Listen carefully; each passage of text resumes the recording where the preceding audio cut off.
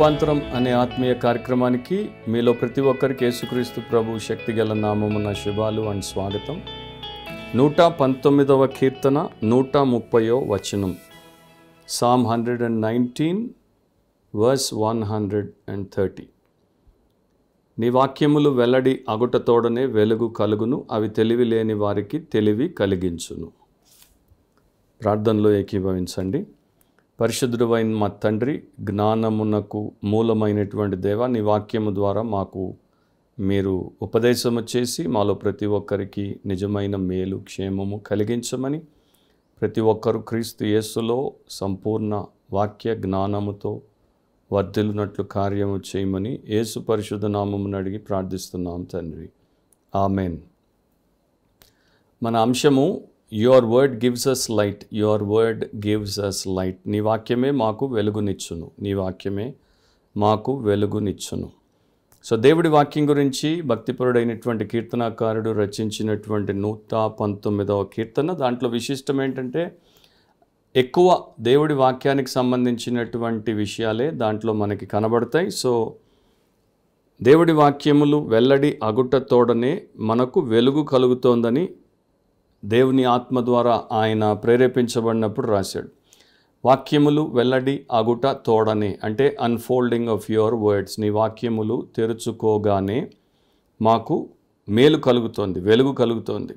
అంటే దేవుడి యొక్క పరిశుద్ధ గ్రంథాన్ని తెరిచి దేవుడి యొక్క గ్రంథాన్ని మనము శ్రద్ధతో, ఆసక్తితో, భయముతో, భక్తితో చదివినప్పుడు, పఠించినప్పుడు, తర్వాత దానిని మనము ధ్యానపూర్వకంగా ఆ దినమంతా కూడా మన మనస్సులో పెట్టుకొని దాన్ని నెమరు వేసుకున్నప్పుడు, లేకపోతే మనము స్థానిక సంఘానికి వెళ్ళినప్పుడు అక్కడ మన సంఘ కాపర్లు, పెద్దలు మనకి వారం తర్వాత వారం వారు బైబిల్ సరిగ్గా బోధించేటువంటి భక్తులైతే చక్కగా వారు వివరించినప్పుడు, ప్రకటించినప్పుడు, ఉపదేశము చేసినప్పుడు, లేకపోతే మనం వ్యక్తిగతంగా మనకన్నా దైవ జ్ఞానం ఉన్నటువంటి వారితో కూర్చుని వారిని అడిగి తెలుసుకున్నప్పుడు, ఈ ప్రకారం అనేక రకాలుగా దేవుడి వాక్యం మనకు వెల్లడవుతుంది.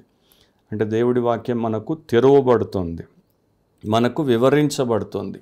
అప్పుడు దేవుడు మనకు ఆత్మ సంబంధమైనటువంటి జ్ఞానమును ఇస్తున్నాడు. వెలుగు కలుగుతుంది అంటే ఆత్మ సంబంధమైన జ్ఞానం కలుగుతుంది. దాంతోపాటు ఈ జీవితము, ఈ లోకంలో మనం జీవించడానికి కావలసినటువంటి పర సంబంధమైన జ్ఞానాన్ని కూడా దేవుడు ఇస్తున్నాడు. పాపుల లోకంలో మనం ఒక పాపిలాగా బ్రతకకుండా, పాపుల లోకంలో ఉద్దేశము గల పరిశుద్ధులముగా, దేవుని యొక్క సేవకులముగా మనం బ్రతకడానికి దేవుడు సహాయము చేస్తాడు. సో నానా రకాలుగా ఇంగ్లీష్ బైబిల్ వర్షన్స్లో ఈ పదము వెల్లడి అనేది లేక వెల్లడి అగుట అనేది అనువదించబడింది. డిస్క్లోజర్ అంటే మరి బయలుపరచబడ్డము, అన్ఫోల్డింగ్ అంటే తెరవబడ్డము, ఎక్స్ప్లెనేషన్ అంటే వివరించబడ్డము, రెవల్యూషన్ అంటే ప్రత్యక్షత, దేవుడి చేత అది ప్రత్యక్షపరచబడ్డము. So as your word unfolds it gives light. నీ వాక్యం మాకు తెరవగానే అది మాకు వెలుగునిస్తోంది అని దేవుడి వాక్యంలో మనకి రాయబడింది. ఫర్ ఎగ్జాంపుల్, మనం ఒక చీకటి గదిలో కూర్చున్నాం, తలుపులు వేసుకొని చీకటి గదిలో కూర్చున్నాం. కాసేపు అయిన తర్వాత పోయి తలుపు తీస్తే బయట ఉన్నటువంటి సూర్యరశ్మి అంతా కూడా గదిలోనికి వచ్చి ఎట్లా వెలుగు కలుగుతుందో, అట్లాగే మనము పూర్వమందు చీకటి అయి ఉంటిమి అని ఎఫెసీ 5:8 రాయబడి ఉన్నట్లు మన జీవితంలో చీకటి అలుముకొని ఉంది. అనేక విషయాల్లో రక్షించబడగానే మనకి దేవుడి యొక్క విషయాలు, ఆత్మ సంబంధమైనటువంటి ప్రతి సత్యం అంతా తెలియవు. అది తెలుసుకోవడానికే మన జీవితకాలం అయిపోతుంది. కాబట్టి మెల్లమెల్లగా తెలుసుకుంటాం, వెలుగు అనేది పెరుగుతూ ఉంటుంది, మనం కూడా ఆత్మీయంగా పెరుగుతాం, స్థిరపడతాం, ఫలిస్తాం. అది దేవుడి యందు విశ్వాసం ఉన్నటువంటి వారు క్రమం తప్పకుండా చేసేటువంటి భక్తిపరమైన అభ్యాసంలో వారికి దేవుడు కలిగించే మేలు. అందుకనే కీర్తనాకారుడు మొదటి కీర్తన రాసినప్పుడు ఏమంటాడు? యెహోవా ధర్మశాస్త్రమునందు ఆనందించుచు దివారాత్రములు దానిని ధ్యానించువాడు ధన్యుడు. సో అట్లా దేవుడి వాక్యాన్ని ముందు పెట్టుకొని దాన్ని తెరుచుకొని మరి ఒక వ్యక్తి, దేవా నా హృదయమును తెరువుము, నా మనస్సును తెరువుము, నా ఆత్మను తెరువుము, నీ వాక్యమును తెరువుము, నీ వాక్యంలో ఉన్నటువంటి గొప్ప సంగతులను నాకు చూపుము అని ప్రార్థిస్తే దేవుడు తప్పకుండా వాక్యమును వెల్లడి పరుస్తాడు. 119వ కీర్తన 18వ వచనంలో ఈ కీర్తనకారుడు ఇట్లా ప్రార్థన చేశాడు. నేను నీ ధర్మశాస్త్రమునందు ఆశ్చర్యమైన సంగతులను చూచున్నట్లు నా కన్నులు తెరువుము. అంటే ఆయన కన్నులు తెరుచుకునే ఉన్నాడు, బాహ్యపరమైనటువంటి కన్నులు తెరిచి గ్రంథాన్ని చూస్తున్నాడు. కానీ మనోనేత్రాలు తెరవబడి దేవుడి యొక్క ఆత్మ సంబంధమైన సత్యాలు ఆయనకి తెలుపబడాలి. యేసు ప్రభు ఎమాయి మార్గంలో ఇద్దరితో మాట్లాడినప్పుడు లూకా సువార్తలో 24వ అధ్యాయం 32వ వచనంలో ఇట్లా రాయబడింది. అప్పుడు వారు ఆయన త్రోవలో మనతో మాట్లాడుచు లేఖనములను మనకు బోధపరచుచున్నప్పుడు మన హృదయం మనలో మండుచుండలేదా అని ఒకరితోనొకడు చెప్పుకొనిరి. తెలుగు బైబిల్లో ఎట్లా ఉందంటే ఆయన మనతో మాట్లాడినప్పుడు లేఖనములను మనకు బోధపరిచాడు. ఇంగ్లీష్ బైబిల్లో ఎట్లా ఉంటుందంటే while he opened to us the scriptures, ఆయన లేఖనములను మనకు తెరిచినప్పుడు అప్పుడు మన హృదయాలు మండాయి. సో దేవుడి వాక్యము తెరవబడినప్పుడు మనకి వెలుగు కలుగుతుంది. దేవుడి వాక్యం తెరవబడినప్పుడు మన హృదయాలు మండుతాయి. దేవుడి వాక్యం తెరవబడినప్పుడు మన ప్రవర్తన సరిచేయబడుతుంది, శుద్ధి చేయబడుతుంది. దేవుడి వాక్యము తెరవబడినప్పుడు మనకి విశ్వాసము, ధైర్యము అండ్ బలము లభిస్తాయి కనుక మనము దేవుడి కొరకు బ్రతుకగలము. అపోస్తలుల కార్యములు 17వ అధ్యాయం 3వ వచనంలో ఇట్లా ఉంది, నేను మీకు ప్రచురము చేయు యేసే క్రీస్తై ఉన్నాడని లేఖనముల్లో నుండి దృష్టాంతములనెత్తి విప్పి చెప్పుచు వారితో 3 విశ్రాంతి దినములు తర్కించుచుండెను.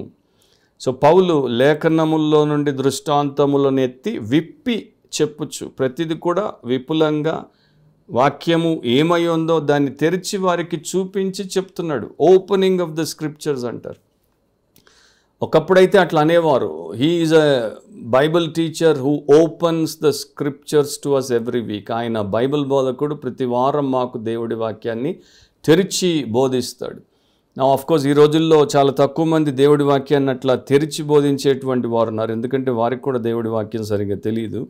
కాకపోతే దేవుడి వాక్యం అట్లా తెరవబడినప్పుడు, మనము ప్రార్థనాపూర్వకంగా చదువుకున్నప్పుడు దేవుడు మనకు దేవుడి వాక్యాన్ని తెరుస్తాడు. ఇతరులు సేవకులు మనకి దేవుడి వాక్యాన్ని తెరిచి బోధించినప్పుడు మనకేం కలుగుతుంది? వాక్యము వెల్లడి అగుటతోడనే, లేక వాక్యములు వెల్లడి అగుటతోడనే మనకు వెలుగు కలుగుతుంది. సో ఇక్కడ వే ఆఫ్ సాల్వేషన్, రక్షణ మార్గం అనేది ఏమిటో దేవుడి వాక్యము ద్వారానే ప్రత్యక్షపరచబడుతోంది.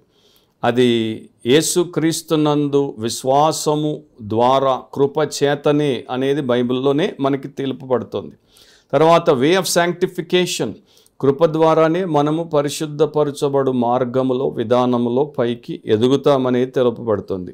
వే ఆఫ్ సర్వీస్, దేవుడి యొక్క సేవను కూడా దేవుడు మనకిచ్చేటువంటి ఆ యొక్క కృపా వరములతోనే మనము చేయగలమనేది మనకి తెలుపబడుతుంది. And way of spiritual warfare, మనము శరీరులతో లేక రక్తమాంసములు గల వారితో యుద్ధం చేయట్లేదు, పోరాడట్లేదు, కానీ ఆత్మ సంబంధమైనటువంటి శత్రువులతో మనము పోరాడుతున్నాం, ఆత్మీయ యుద్ధంలో ఉన్నాం. అది ఎట్లా చేయాలో కూడా దేవుడి వాక్యం తెరవబడినప్పుడే మనకు నేర్పించబడుతోంది. ఆ తర్ఫీదు దేవుడు మనకిస్తున్నాడు. సో వాక్యము వెల్లడి అవడము ద్వారా కన్విక్షన్ ఆఫ్ సిన్, మనలో ఉన్నటువంటి పాపదోషం ఏంటో మనకి పరిశుద్ధాత్ముడు చూపిస్తాడు. అండ్ మన ఆత్మ యొక్క కాన్సక్రేషన్, మన ఆత్మ దేవుడికి ప్రతిష్ఠించబట్టకు సహాయం చేస్తాడు. అండ్ మనకి లేని ధైర్యమును ఆయన మనకి అనుగ్రహిస్తాడు. కొన్ని సంవత్సరాల క్రితము ఫ్రాన్స్లో, ప్యారిస్లో ఒక ఆయన పేరు ఫ్రెడరిక్ అగస్ట్ బార్తోల్డి, ఆయన ఒక పెద్ద విగ్రహాన్ని తయారు చేశాడు. ఆ విగ్రహాన్ని మరి భాగాలుగా వేరు విడి భాగాలను తయారు చేసిన తర్వాత వాటిని ఫ్రాన్స్ అమెరికాకి బహుకరించినప్పుడు అమెరికాకి తీసుకుని వచ్చారు, న్యూయార్క్కి తీసుకుని వచ్చారు. లిబర్టీ ఐలాండ్ అనేటువంటి ప్రాంతంలో ఆ విగ్రహాన్ని పూర్తిగా తిరిగి, అంటే భాగములన్నిటినీ ఎక్కడ ఏ భాగం ఉండాలో అట్లా పెట్టి దాన్ని నిలువబెట్టారు. దాన్నే ఇప్పుడు ప్రపంచం స్టాచ్యూ ఆఫ్ లిబర్టీ అని పిలుస్తుంది. సో ప్రతిరోజు ఆ స్టాచ్యూ ఆఫ్ లిబర్టీ న్యూయార్క్ హార్బర్కి వచ్చేటువంటి వారికి, విమానాల్లో వచ్చేవారికి, ఓడల్లో వచ్చేవారికి, రకరకాలుగా వచ్చేవారికి అది పైకి ఎట్లా కాగడ ఎత్తిపట్టు ఉంటుంది కనుక ఆ కాగడ ప్రతి రాత్రి ఏం చేస్తారంటే చాలా ఎక్కువ శక్తి కలిగినటువంటి ఎలక్ట్రిక్ లైట్ ద్వారా దాన్ని వెలిగిస్తారు. సో అది వెలుగునిస్తుంది అన్నమాట. సో అది ప్రపంచమంతటికి వెలుగునిచ్చేటువంటి విగ్రహముగా అమెరికాలో మనకి కనబడుతుంది. అదే ప్రకారము ఒక భక్తుడు ఏమన్నాడంటే, దేవుడి వాక్యం కూడా అట్లాగే ఒకే చోట అంత అట్లా విగ్రహంలాగా మనకు కనబడదు, కానీ అట్లా భాగాలుగా విడి తీయబడి ఉంది. వాటిని మనం గ్రహించడానికి క్రమానుబద్ధంగా మనం చదివినప్పుడు, వాక్యమును ఎట్లా చదవాలో, ఎట్లా పఠించాలో, ఎట్లా బోధించాలో అట్లా జరిగినప్పుడు అదంతా కూడా విడిభాగాలన్నీ కూడా కలిసి వచ్చి చక్కగా అమర్చబడి యేసుక్రీస్తు అనేటువంటి ఒక విగ్రహముగా, లేకపోతే ఆయన యొక్క రూపమును మనకు చూపించేటువంటి అంశముగా అది తయారవుతుంది. తయారైనప్పుడు ఇక ఆయనే నిజముగా ప్రపంచంలో నశించిపోతున్నటువంటి ప్రతి పాపిష్టి ఆత్మకు వెలుగునిచ్చేటువంటి, విమోచన దయచేసేటువంటి విమోచనకర్తగా కనబడతాడు. సో దేవుడి వాక్యము అందుకోసమే దేవుడు మనకు అనుగ్రహించాడు. సో నీ వాక్యములు వెల్లడి అగుట తోడనే వెలుగు కలుగును. సో ఎవరైనా సరే బైబిల్ని కలిగి ఉండి దాన్ని ఎప్పుడు మూసేపెడితే, చర్చికి మాత్రమే తీసుకుని వచ్చి బోధకుడు చెప్పినప్పుడు అయిష్టంగా తెరిచి చూసి చూడక దాన్ని అట్లాగా మూసే పెడితే వారి జీవితంలో వారికి ఎప్పుడు వెలుగు కలగదు. సో వారు మేము వెలుగు సంబంధులం అని చెప్పినా వెలవెలబోడతారు, వెలుగు లేకుండా చీకటిగానే ఉండిపోతారు. అట్లా మోసపోయిన వారు చాలామంది ఉన్నారు. మనము ఆ గ్రంథాన్ని తెరవాలి.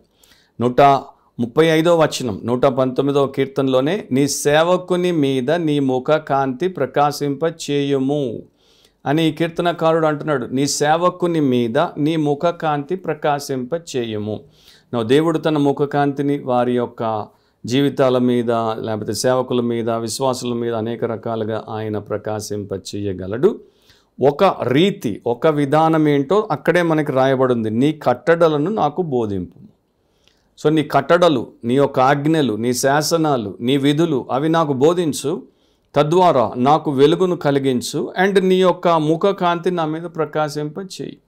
సో గాడ్స్ ఫేవర్, దేవుడి యొక్క ప్రసన్నత, దేవుడి యొక్క అనుగ్రహము, దేవుడి యొక్క ఆశీర్వాదం మన జీవితంలో ఉండాలంటే అది కేవలం దేవుడి వాక్యము అనేటువంటి మాధ్యమము ద్వారానే. వాక్యాన్ని మనకు దేవుడిచ్చాడు కనుక మనం తెరవాలి, దాన్ని మనము గ్రహించాలి, దాన్ని మనము అంగీకరించాలి, విశ్వాసంతో అవలంబించాలి. అప్పుడు మనము వెలుగుతో నింపబడతాం, అప్పుడు మనం వర్ధిల్లుతాం, అప్పుడు దేవుడి యొక్క ముఖ కాంతి మన మీద నిండుగా ఉంటుంది. ఈ రోజుల్లో అది లేనే లేదు. చాలామంది భయంకరమైనటువంటి పరిస్థితుల్లో మరి సంఘానికి వెళ్తూ వస్తున్నారు, అనేక స్థలాలకు వెళ్తూ వస్తున్నారు, కానీ వెలుగులేని జీవితాలు జీవిస్తున్నారు. సో మనము ప్రతిరోజు దేవుడి గ్రంథాన్ని తెరవాలి. కొంతమందికి ఈ యొక్క క్రిస్టియన్ క్యాలెండర్లో ఆ దినపు వచనము చదివి వెళ్ళిపోయి అలవాటు ఉంటుంది. జస్ట్ చదువుతారు అంతే. ఈరోజు ఏమన్నా నాకు వాగ్దానం వచ్చిందా, నాకు హృదయానికి ఊరటనిచ్చే మాటలు ఏమైనా ఉన్నాయా, అట్లాంటివే పెడతారు దాంట్లో మామూలుగా, అట్లాంటివే చూసుకొని పోతారు. అది కాదు ఇక్కడ చెప్పబడింది. లేకపోతే ఇప్పుడు సోషల్ మీడియా వచ్చిన తర్వాత డైలీ మెడిటేషన్ 3 నిమిషాలు, 5 నిమిషాలు, 7 నిమిషాలు ఎంతోమంది దాంట్లో పెడుతున్నారు. వాటిని వినేసి ఊరుకుంటారు. అట్లా కాదు ఇక్కడ కావాల్సింది. వ్యక్తిగతంగా దేవుడు నీకు ఇచ్చిన గ్రంథాన్ని నీవు చేతబట్టి మోకరిల్లో కూర్చునో, మరి ఆ సమయమును దేవుడికి కేటాయించి దేవుడు స్వయంగా నీ హృదయంతో మాట్లాడడానికి అవకాశం ఇవ్వాలి.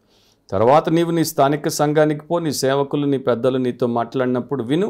మీ యొక్క సంఘములో ఏదైతే సరైనటువంటి సేవా విధానాన్ని జరుపుతున్నారో అదే క్రమంలో సోషల్ మీడియాలో భక్తిపరులు, ఆత్మపూర్ణులు, సత్యవంతులు దేవుడి వాక్యాన్ని సత్యంగా బోధిస్తే వారి బోధలు విని మేలు పొందొచ్చు. కానీ అవి తర్వాత మొదట నీవు దేవుడి వాక్యాన్ని స్వయముగా చదివి గ్రహించి తెలుసుకోవాలి. అండ్ నీ సంఘము నీకు సహాయపడుతుంది. నీ స్థానిక సంఘ కాపరి పెద్దలు నిన్ను తర్ఫీదునిచ్చి ఆ ప్రకారము తీర్చిదిద్దాలి. దేవుడి విధానం.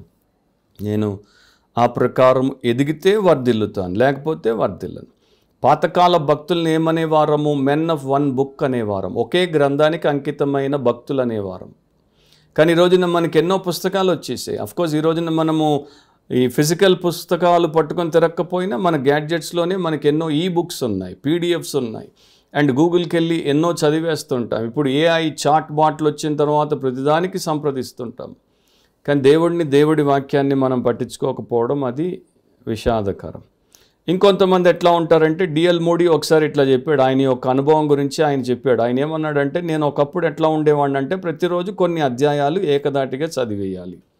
నేను ప్రతిరోజు బైబిల్ కొన్ని అధ్యాయాలు ఏకదాటిగా చదవకపోతే నాకు ఆ రోజు నేను దేవుడి నుండి వెనక్కి దిగజారిపోయాను, నా హృదయం చల్లబారిపోయింది అనేటువంటి దోషారోపణ కలుగుతుంది. కనుక నేను కూర్చుని ఏకబీగిన టకటక చదువుకుంటే వెళ్ళిపోతాను. కొన్ని గంటల తర్వాత ఏం చదివాను అని మీరు అడిగితే నాకు బొత్తిగా గుర్తుండదు. సో నిజానికి నా బైబిల్ స్టడీ, బైబిల్ పఠన వృధా అయిపోయింది. గుర్తు లేకుండా ఉంటే నా జీవితానికి అది ఉపయోగకరము కాదు. దాని బదులు నేను తప్పు తెలుసుకున్నాక ఒక అధ్యాయమో లేకపోతే 2 అధ్యాయాల్లో, లేకపోతే ఒక భాగము దాన్ని చాలా క్షుణ్ణంగా మరలా చదివి గ్రహించి దాంట్లో ఉన్న సారాన్ని నేను తీసుకొని దాన్ని ధ్యానిస్తూ ఆ దినమంతా బ్రతకడం మొదలుపెట్టాను. సో నేను ముందు చేసిన పని ఎట్లా ఉందంటే, నేను చిన్నప్పుడు మా యొక్క పొలంలోనికి పంపబడితే పారా పట్టుకొని పోయి అక్కడ మరి ఎర్ర ముల్లంగి దుంప లేకపోతే తెల్లని దుంప వాటిని ఉదయం నుండి సాయంత్రం దాకా తవ్వి తీసేవాడిని. మరి పొలం పెద్దది కనుక సాయంత్రం దాకా తీసేసిన తర్వాత మళ్ళీ రేపు ఉదయం వచ్చి ఎక్కడి నుండి తవ్వాలో అక్కడ ఒక పెద్ద కర్ర పాతేసిపోయేవాడిని. సో ఈ రోజున నాకు అది జ్ఞాపకం వస్తుంది. చాలామంది బైబుల్ చదివేస్తారు, ఈ రోజున 10 అధ్యాయాలు చదివేసామని చెప్పి అక్కడ బుక్ మార్క్ పెట్టుకుంటారు. సో ఆ బుక్ మార్క్ లేకపోతే ఇట్లాంటిది బైబిల్లోనే వారు ఇచ్చింది పెట్టుకుంటారు. నెక్స్ట్ వచ్చి అక్కడ నుండి చదువుతారు, మళ్ళీ బుక్ మార్క్ లేకపోతే ఈ యొక్క దారాన్ని పెట్టుకుంటారు, మళ్ళీ చదువుతారు. అది ఎట్లా ఉందంటే నేను దుంపల కోసం పొలం తవ్వినట్టే ఉంది, ఉపయోగం లేదు దాంట్లో. ఓ భార్యాభర్తల గురించి ఆయన చెప్తాడు, ఇద్దరు కుటుంబ ప్రార్థన చేస్తారు, ప్రతిరోజు అడుక్కుంటారు ఈరోజు మనం ఏ అధ్యాయము చదవాలి అని. అరే నిన్నే చదివింది వారికి ఈరోజు గుర్తుండట్లేదు. సో వారికి ఆ బైబిల్ రీడింగ్ ద్వారా ఏమి ప్రయోజనము కలుగుతుంది, వారు దాని ద్వారా ఏమి నేర్చుకుంటున్నారు, వారికి అది ఏ ప్రకారము ఉపయోగపడుతుంది. ఆయనే అంటాడు, మనము పేపర్లో తిప్పినప్పుడు మనకు ఎన్నో అడ్వర్టైజ్మెంట్లు కంటపడతాయి, వాటిని మనం గుర్తుపెట్టుకోం. అట్లాగే చాలామంది బైబిల్ తిప్పేస్తారు, అక్కడ దైవిక సత్యాలను వారు అడ్వర్టైజ్మెంట్లు చూసినట్టే చూసి మర్చిపోతారు. అట్లా కాదు, లేఖనాలు మనకి వెలుగునివ్వాలంటే ఇట్లా చదవాలి. అదేంటంటే దీని యొక్క అర్థం ఏంటి, ఇది ఏమి బోధిస్తోంది, దీంట్లో నేను నేర్చుకోవాల్సినటువంటి ఆత్మీయ పాఠం ఏంటి, ఇది నన్ను ప్రార్థనకు పురికొల్పుతోందా, ఇది నన్ను దేవుణ్ణి స్తుతించేటట్టు ప్రేరేపిస్తోందా, ఇది నాకు ఏదైనా విధిని నేర్పించి చెయ్యమంటోందా, ఇది నాలో ఏదైనా పాపమును చూపించి క్షమాపణ పొంది శుద్ధి అవ్వమంటోందా అనేటువంటి ప్రశ్నలు వేసుకొని మనం దేవుడి వాక్యాన్ని చదివి దాన్ని ధ్యానిస్తే దాన్ని మనం జీవించుటకు దీవించబట్టకు అవకాశం ఉంది అంటాడు. అపోస్తల కార్యములు 8:30లో ఫిలిప్పు దగ్గరకు పరిగెత్తుకొని పోయి అతడు అంటే ఈథియోపియన్ నపుంసకుడు ప్రవక్త అయిన యెషయా గ్రంథము చదువుచుండగా విని, నీవు చదువునది గ్రహించుచున్నావా అని అడుగగా. సో ఈ నపుంసకుడు యెషయా గ్రంథం చదువుతుంటే ఫిలిప్పు వచ్చాడు, విన్నాడు, తర్వాత ఈ ప్రశ్న అడుగుతున్నాడు, నీవు చదువుచున్నది గ్రహించుచున్నావా. మీరు బైబిల్ చదువుతూ ఉండొచ్చు, కానీ గ్రహించకపోతే, దాన్ని మీరు శ్రద్ధాసక్తులతో తెలుసుకోకపోతే, అది మీకు అట్లా ఇంకా మూయబడిందిగానే ఉంటే మీకు వెలుగు ఎట్లా వస్తుంది. సో అది సత్యము. అందరూ గ్రహించి ఆ ప్రకారము తమ హృదయాన్ని తెరిచి, ఆత్మను తెరిచి, మనస్సును తెరిచి, జీవితాన్ని తెరిచి, ప్రార్థనతో గ్రంథాన్ని తెరిస్తే పరిశుద్ధాత్ముడు ఆశ్చర్యకరమైన సత్యములను మీకు చూపించి నేర్పిస్తాడు. ఆ వచనంలో తర్వాత భాగం ఏంటి, అవి తెలివి లేని వారికి తెలివి కలిగించును. తెలివి లేని వారికి తెలివి కలిగించును. లోకంలో ఎట్లా మనం దేవుడిని సంతోషపరిచేటట్టు, జీవితం సార్థకమయ్యేటట్టు, మన జీవితంలో స్వచ్ఛతను కోల్పోకుండా సామర్థ్యంతో బ్రతికేటట్టు, 10 మందికి ఉపయోగపడేటట్టు ఎట్లా ఉండాలో తెలివి లేని మనకి ఆ వాక్యమే తెలివిని ఇస్తుంది. 19వ కీర్తన 7వ వచనంలో, యెహోవా నియమించిన ధర్మశాస్త్రము యథార్థమైనది, అది ప్రాణమును తెప్పరిల్ల చేయును, యెహోవా శాసనము నమ్మదగినది, అది బుద్ధిహీనులకు జ్ఞానము పుట్టించును. సో మనలో ప్రతి ఒక్కరూ బుద్ధిహీనులే. దేవుడి బుద్ధి మనకు లేదు, అది క్రీస్తులో ఉంది. బుద్ధి జ్ఞానముల సర్వసంపదలు ఆయనలోనే గుప్తములై ఉన్నాయి. సో మనం గ్రంథాన్ని తెరిచినప్పుడు ఆత్మదేవుడు మనకు దాన్ని దయచేస్తే మనకు జ్ఞానము కలుగుతుంది. విలియం టిండేల్ ఒకసారి ఒక రోమన్ క్యాథలిక్ ప్రీస్ట్తో మాట్లాడుతున్నప్పుడు ప్రీస్ట్ అన్నాడు, మనకి దేవుడి వాక్యం అవసరం లేదు, మనకి పోపు యొక్క ఆదేశాలు చాలు. సో విలియం టిండేల్ అన్నాడు, నేను నీ పోపుని, ఆ పోపు యొక్క ఆదేశాలన్నింటినీ కూడా తిరస్కరిస్తున్నాను. ఒకవేళ నా ప్రాణము తీయకపోతే, దేవుడు నా ప్రాణాన్ని నాకు ఇంకా కొంతకాలం ఉంచితే, నేను సాధన చేసి ఎంత ప్రయాసపడతానంటే ఈ దేశంలో పొలంలోనికి నాగలి పట్టుకొని పోయే ప్రతి చిన్న పిల్లోడికి నీకన్నా ఎక్కువ బైబిల్ సత్యము తెలిసేటట్టు చేసి పోతాను అని చెప్పాడు.